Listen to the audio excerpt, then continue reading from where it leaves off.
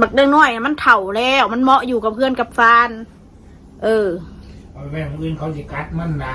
ช่วงนี้นะมันผสมพันธุ์บางคนก็ว่าเอาไปปล่อยบางคนก็ว่าหายเอาขามาพี่มันบ่ง่ายอย่างที่คิดดอกมันว่าได้มันบ่ง่ายอย่างที่คิดเอาขามามันก็ต้องใส่เงินใส่คำใส่รถหมอกรถเมามาเขาก็ต้องเอาเงิน2-3 พันบาทแล้วเอาบักแดงน้อยขานนะมันก็ต้องใส่เงินบักแดงน้อยก็สิหารถขามาเอาบักแดงน้อยมาอยู่พี่นะมองใดมีความสุขแล้วก็สิอยู่ถ้าอยู่แล้วมันมีความสุขสิอยู่ได้รถอันนั้นมารถเข้าผ่าเครื่องผ่าคล้องมารถผสมคล้องกันเขาเอา1,000บ่เกิน1,000ดอกแม่เอาบักแดงน้อยขาดนะเรื่องนี้จ้ะรถเมารถยังนะรถเมารถเขาส่งของมาทั้งที่ทั้งเฮือนเลยนั่นแล้วยังวะรถเขามาส่งของแต่ละบ้านแต่ละเมืองแต่ละแขงนะเขามาส่งทั้งเฮือนเลยนั่นแหละเขาจะเอามันมาผีซะถามว่าเขาเสียให้ได้บ่เขาเสียได้แต่เขาสิเหตุเห็นยังนะมันเกินความจำเป็นเห็นยัง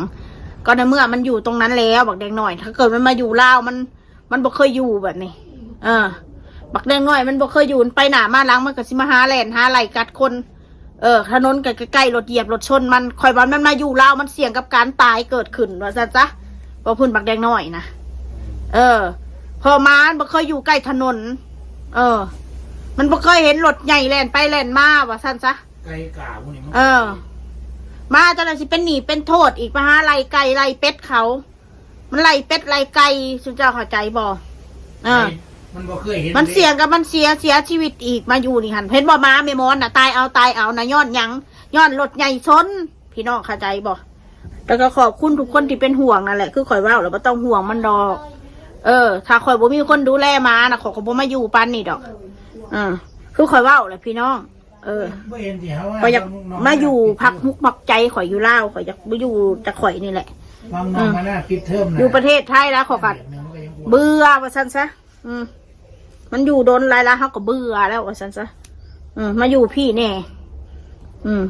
ถึงเวลาก็สิเมื่อเองดอกสุดหลักไม่ต้องถามว่ามีFTถามแล้วไม่กลับไทยแล้วหรอนู่นนี่นั่นน่ะเป็นไปบ่ได้บ่กลับมันต้องกลับอยู่แล้วเพราะลูกเขาต้องอยู่คุณอยู่แล้วลูกพัวเขาต้องอยู่คุณอยู่แล้วประเภทแล้วก็ต้องเมื่อจอบเพื่อนจอบซ่านอยู่แล้วเพราะว่าเพื่อนหลังน่ะคอยเศร้าทิมสิ้นเดือนกับประเภทก็ต้องเมื่อจ่ายค่าน้ำค่าไฟค่าบ้านแต่ละเดือนเขาต้องเคลียร์เขาทุกเดือนทั้งค่าเสาทั้งค่าน้ำค่าไฟจะตกเดือนหนึ่งก็5,000-6,000 บาทนั่นแหละข่าวคอเขาก็ยังอยู่หันเนาะพี่น้องเข้าใจข่อยเด้อ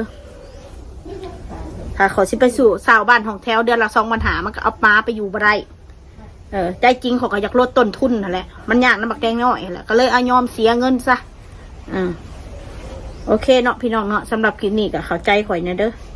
จะว่าอะไรเรื่องบักแดงน้อยนะ